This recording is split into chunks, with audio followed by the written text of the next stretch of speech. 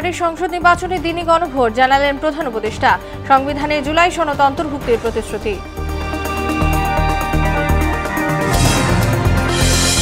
নির্বাচিত সংসদেই অমীমাংসিত ইস্যুর সমাধান, বলছে বিএনপি। প্রধান উপদেষ্টার ভাষণে জন আকাঙ্ক্ষা উপেক্ষিত, দাবি জামায়াতের। অংশীজনের সহযোগিতা ছাড়া সুষ্ঠু নির্বাচন সম্ভব নয়, বললেন সিইসি। কালো টাকার ব্যবহার বন্ধে পদক্ষেপ চায় দলগুলো। এবং মানবতা বিরোধী অপরাধে শেখ হাসিনার মামলার রায় সোমবার। সর্বোচ্চ শাস্তি প্রত্যাশা প্রসিকিউশনের, খালাস চায় আসামি পক্ষ।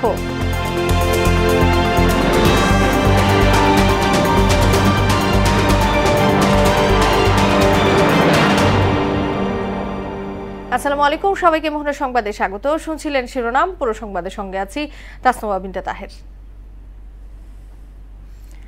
জাতীয় নির্বাচন এবং গণভোট একই দিনে অনুষ্ঠিত হবে বলে জানিয়েছেন প্রধান উপদেষ্টা প্রফেসর মোহাম্মদ ইউনূস।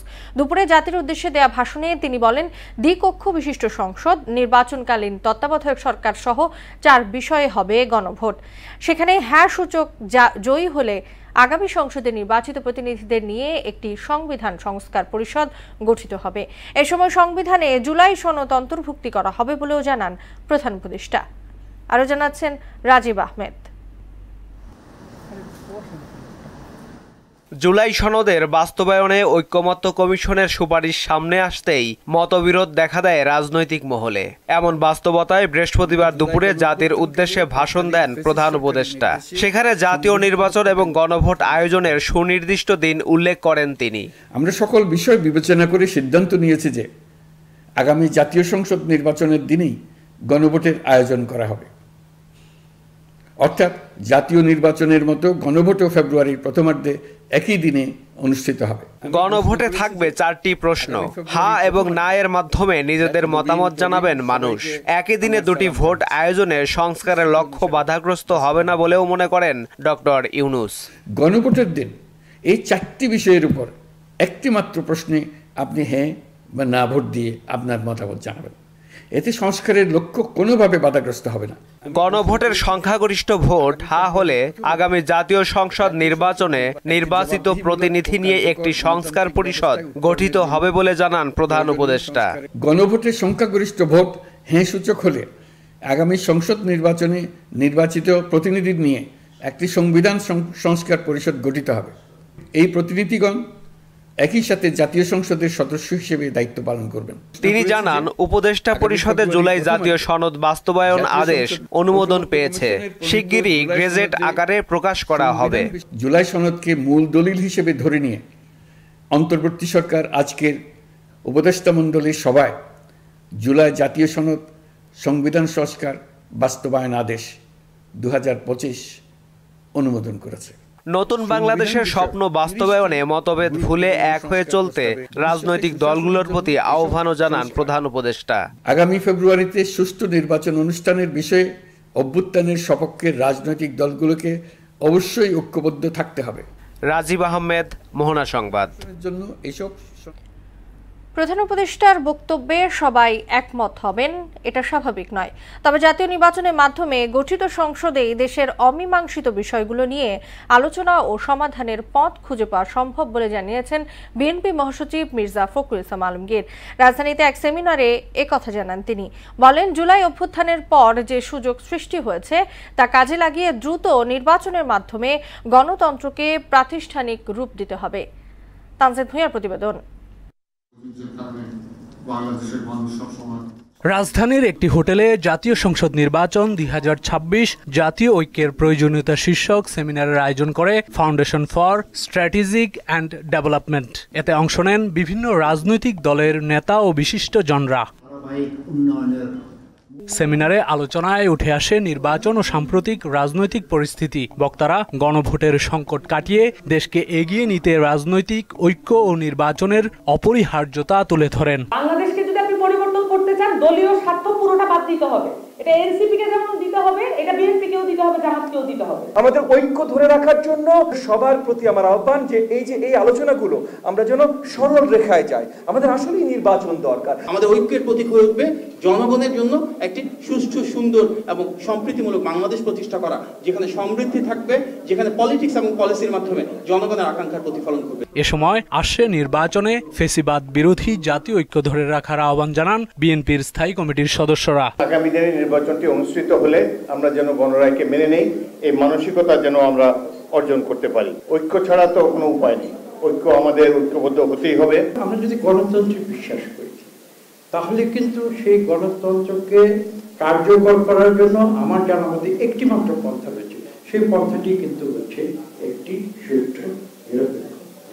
বিএনপি মহাসচিব মির্জা ফখরুল ইসলাম আলমগীর এতে বলেন, নির্বাচিত সংসদের মাধ্যমেই দেশের অমীমাংসিত বিষয়গুলোর সমাধান আসবে। 2026 সালের ফেব্রুয়ারি মাসে একটা নির্বাচন দিয়ে আপনার জনগণের একটা পার্লামেন্ট নির্বাচন করা, সেই পার্লামেন্টই জনগণের সমস্ত অমীমাংসিত যে আপনার ইস্যুগুলো আছে সেই ইস্যুগুলো নিয়ে আলোচনা করে তারা সেখানে সুনির্দিষ্ট একটা সামনের দিকে এগিয়ে যাওয়ার পথ পাততে দিতে পারবেন।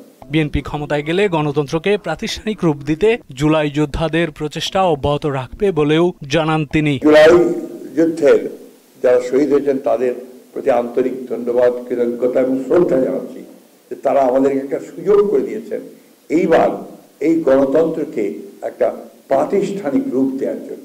গণতান্ত্রিক ব্যবস্থায় ফিরতে দ্রুত নির্বাচনের বিকল্প নেই বলেও মন্তব্য করেন বিএনপি মহাসচিব। মালিক তো জনগণ, তার প্রতিনিধিত্ব করবে কে? প্রতিনিধিত্ব করবে পার্লামেন্ট। তানজিদ ভুইয়া, মোহনা সংবাদ, ঢাকা।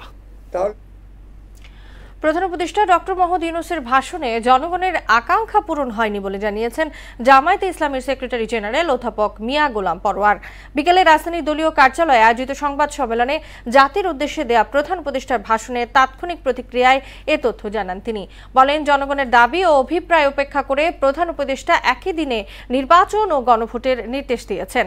একই দিন নির্বাচন ও গণভোট হলে সংকট তৈরি হবে বলেও আশঙ্কা জানান এই জামায়াত নেতা। একই দিনে জাতীয় নির্বাচন এবং গণভোটের ঘোষণা দিয়েছেন।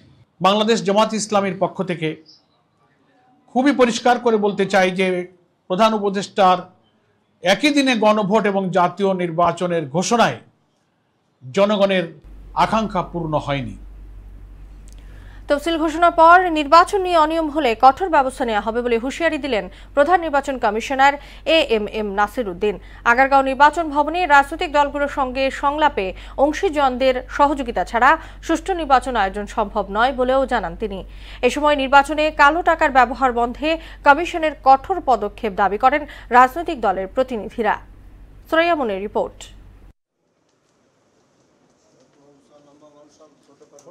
জাতীয় নির্বাচন উপলক্ষে নিবন্ধিত 12 রাজনৈতিক দলের সঙ্গে সংলাপের আয়োজন করে নির্বাচন কমিশন। নির্বাচন ভবনে সম্মেলন কক্ষে সংলাপে যোগ দেন প্রধান নির্বাচন commissioner AMM Nasir Uddin, commissioner কর্মকর্তা সহ 6 রাজনৈতিক দলের প্রতিনিধিরা।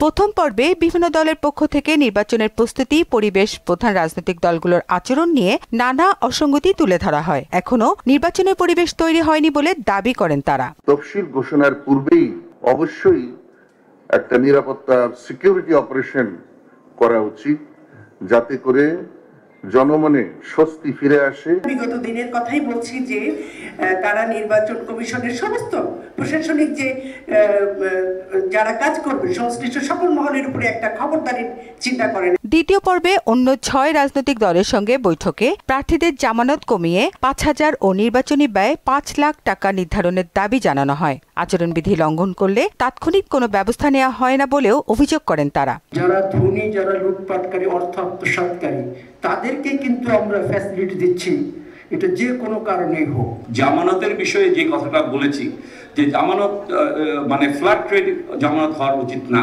আইন থাকলে হবে না, আইনের প্রপার বাস্তবায়নটা যাতে হয়। প্রধান নির্বাচন কমিশনার বলেন, সবাই সহযোগিতা না করলে নির্বাচন কমিশন নিরপেক্ষতা হারাবে। এ সময় ফের সুষ্ঠু নির্বাচন আয়োজনের অঙ্গীকার ব্যক্ত করেন তিনি। নিরপেক্ষ রেফারের ভূমিকায় আমরা থাকতে চাই, প্রতিশ্রুতিবদ্ধ জাতির কাছে যে আমরা একটা সুষ্ঠু, সুন্দর, ক্রেডিবল, গ্রহণযোগ্য নির্বাচন আমরা উপহার দিতে চাই। আপনাদের সবার সহযোগিতা নিয়ে এটা দিতে হবে। মূলত রাজনৈতিক দলগুলোর সহযোগিতা আমাদের দরকার হবে।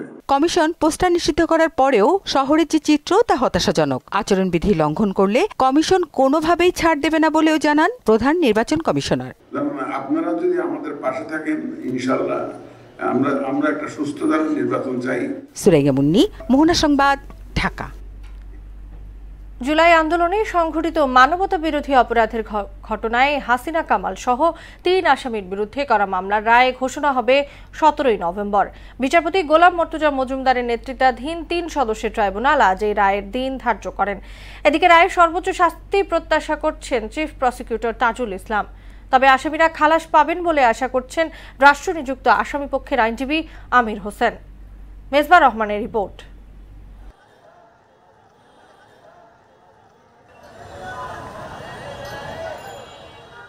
এই প্রথম জুলাই হত্যাযজ্ঞের কোনো মামলার রায় ঘোষণার তারিখ নির্ধারণ হলো। বৃহস্পতিবার বিচারপতি গোলাম মর্তুজা মজুমদারের নেতৃত্বাধীন আন্তর্জাতিক অপরাধ ট্রাইব্যুনাল ১ ঠিক করেন রায়ের তারিখ। রায় ঘোষণার তারিখ পেয়ে বিচারিক প্রক্রিয়ার সঙ্গে সম্পৃক্ত সবাইকে ধন্যবাদ জানিয়ে চিফ প্রসিকিউটর বলেন, এ রায় ভবিষ্যতের জন্য দৃষ্টান্ত স্থাপন করবে। এই বিচার আমরা যে প্রক্রিয়ার মধ্য দিয়ে এসেছি সেটা ট্রান্সপারেন্ট ছিল। আপনারা সবাই তার প্রত্যক্ষ সাক্ষী। এখানে অকাট্য প্রমাণ, শক্তিশালী সাক্ষ্য প্রমাণ সবকিছু তুলে ধরা হয়েছে। জাতির সামনে এই বিচার হয়েছে, আইনজীবী নিয়োগ দেওয়া হয়েছে, দুনিয়ার সামনে ক্রিস্টাল ক্লিয়ার ভাবে উপস্থাপন করা হয়েছে। সুতরাং তারা যত খুশি প্রশ্ন করতে পারেন, আইন তার নিজস্ব গতিতে চলবে, ন্যায় বিচার তার নিজস্ব গতিতেই চলবে। রায়ের তারিখ নির্ধারণ ঘিরে সহিংসতার প্রসঙ্গে তিনি জানান, বাইরের কোনো ঘটনার প্রভাব বিচারে পড়বে না। যারা উস্কানি দেবেন, যারা সন্ত্রাস করার চেষ্টা করবেন, সেই ব্যাপারে আইন অনুযায়ী রাষ্ট্রের পক্ষ থেকে পদক্ষেপ গ্রহণ করা হচ্ছে, ভবিষ্যতেও হবে। আর যে জাতি ঐক্যবদ্ধ থাকে, জনগণ যখন জেগে থাকে, সেই দেশের ভাগ্য নিয়ে সেই দেশে নৈরাজ্য করার সাহস শক্তি কারোরই কোনোদিন ছিল না, হবেও না।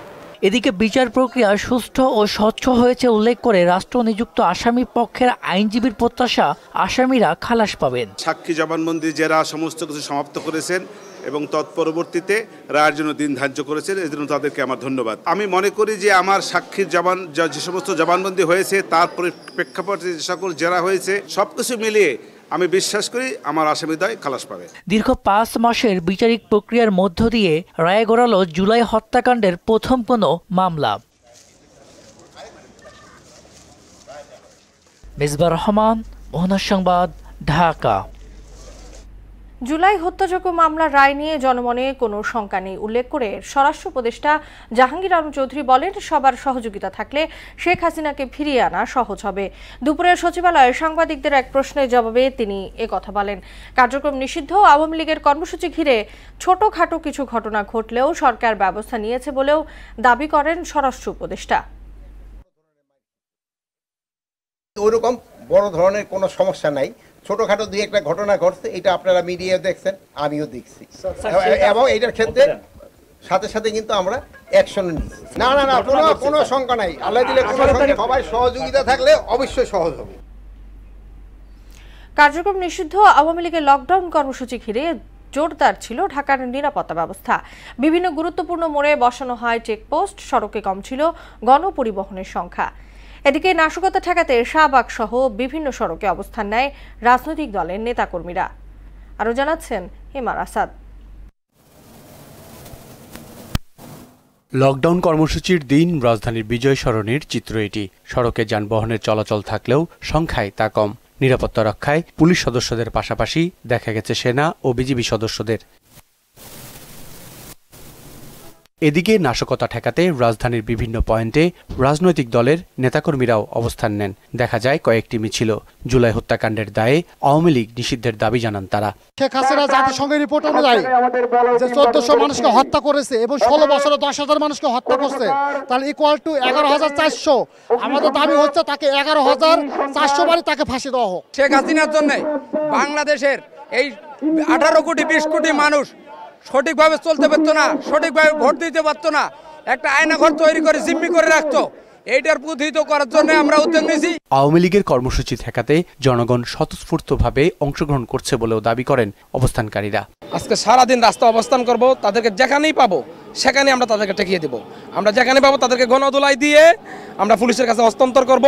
নিজে দিল্লি ছেলে আমেরিকা, মেয়ে লন্ডন, এখানে বসে এই যে গরিব মানুষগুলোরে মার খাওয়া হইতেছে। তো বাংলাদেশের মানুষের আওয়ামী লীগ যারা করেন একটু বলি ভাই, একটু প্লিজ নিজের বিবেকটারে বর্গা দিয়েন না। সারাদিনের পর বৃহস্পতিবার রাতের পুরোটাই এ পাহারা চলমান রাখার কথা উল্লেখ করেন তারা। MR আসাদ, মোহনা সংবাদ, ঢাকা। বিদেশে অর্থ পাচারের প্রমাণ পাওয়ায় ঢাকা দক্ষিণ সিটি কর্পোরেশনের সাবেক মেয়র সাইদ খোকন সহ 3 জনের বিরুদ্ধে মামলা করেছে দুর্নীতি দমন কমিশন দুদক। এই মামলায় অন্য আসামি তার বোন শাহান হানিফ ও PS রাজু আহমেদ। বিকেলে দুদক কার্যালয়ে ব্রিফিংয়ে এসব তথ্য জানান দুদক মহাপরিচালক আক্তার হোসেন। তিনি বলেন, তাদের বিরুদ্ধে 54 কোটি 78 লাখ টাকার মানি লন্ডারিং এর প্রমাণ মিলেছে। সিটি ব্যাংক, এক্সিম সহ মোট 7টি ব্যাংক হিসেবে FDR এর মাধ্যমে এসব অর্থ পাচার করা হয় বলেও জানান তিনি। ব্যাংকের নিজস্ব জেনারেল লেজার হিসাব ব্যবহারের মাধ্যমে মোট 54 কোটি 78 লক্ষ টাকারও বেশি অর্থ পুনঃ লেনদেন ও লেনিং এর মাধ্যমে মানি লন্ডারিং এর অপরাধ সংঘটিত করায় তাদের 3 জনের বিরুদ্ধে দণ্ডবিধির সংশ্লিষ্ট ধারা, দুর্নীতি প্রতিরোধ আইন 1947-এর 5-2 ধারা এবং মানি লন্ডারিং প্রতিরোধ আইন 2012-এর সংশ্লিষ্ট ধারায় আরও একটি মামলা রুজুর সিদ্ধান্ত গৃহীত হয়েছে। জিয়াউর রহমানের দেখানো পথে নতুন বাংলাদেশ এগিয়ে নেওয়ার কথা জানালেন জাতীয়তাবাদী সামাজিক সাংস্কৃতিক সংস্থা জাসাস নেতারা। সন্ধ্যায় কেন্দ্রীয় শহীদ মিনারে জাতীয় বিপ্লব ও সংহতি দিবসের বর্ষপূর্তি উপলক্ষে আয়োজিত অনুষ্ঠানে তারা একথা বলেন। এ সময় জিয়াউর রহমানের দূরদর্শী নেতৃত্বের ফলেই বিশ্ব দরবারে বাংলাদেশ নতুন পরিচিতি পায় বলেও দাবি করেন তারা। অনুষ্ঠানে বিএনপি ও জাসাসের কেন্দ্রীয় নেতারা উপস্থিত ছিলেন। নারীদের যৌন হয়রানি প্রতিরোধে জাতীয় ক্রীড়া পরিষদের অন্তর্গত সকল ফেডারেশন ও অ্যাসোসিয়েশনকে আগামী 19 নভেম্বরের মধ্যে 5 সদস্যের তদন্ত কমিটি গঠনের নির্দেশ দিয়েছে যুব ও ক্রীড়া মন্ত্রণালয়। কমিটিতে অন্তত 3 জন নারী সদস্য রাখার বাধ্যবাধকতা রেখেছে মন্ত্রণালয়টি। বিকেলে সহকারী ক্রীড়া পরিচালক রুহুল আমিন স্বাক্ষরিত এক বিজ্ঞপ্তিতে এই কমিটি গঠনের নির্দেশ দেওয়া হয়। বিজ্ঞপ্তিতে আরও জানানো হয়, উক্ত কমিটির মাধ্যমে কোনো ভুক্তভোগী যদি প্রতিকার না পান বা অভিযোগের সুষ্ঠু নিষ্পত্তি না পান, তাহলে ক্রীড়া পরিষদের নিকট আবারও অভিযোগ জানানোর সুযোগ থাকবে। শেষ করব মোহনা সংবাদ, যাবার আগে সুনামগুলো জানিয়ে দিচ্ছি আরো একবার।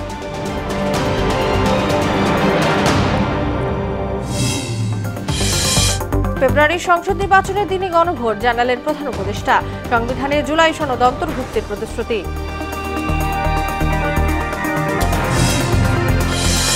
নির্বাচিত সংসদেই অমীমাংসিত ইস্যুর সমাধান বলছে বিএনপি। প্রধান উপদেষ্টার ভাষণে জন আকাঙ্ক্ষা উপেক্ষিত, দাবি জামায়াতের। অংশীজনের সহযোগিতা ছাড়া সুষ্ঠু নির্বাচন সম্ভব নয় বললেন সিইসি। কালো টাকার ব্যবহার বন্ধে পদক্ষেপ চায় দলগুলো। এবং মানবতা বিরোধী অপরাধে শেখ হাসিনার মামলার রায় সোমবার, সর্বোচ্চ শাস্তি প্রত্যাশা প্রসিকিউশনের। খালাস চায় আসামি পক্ষ।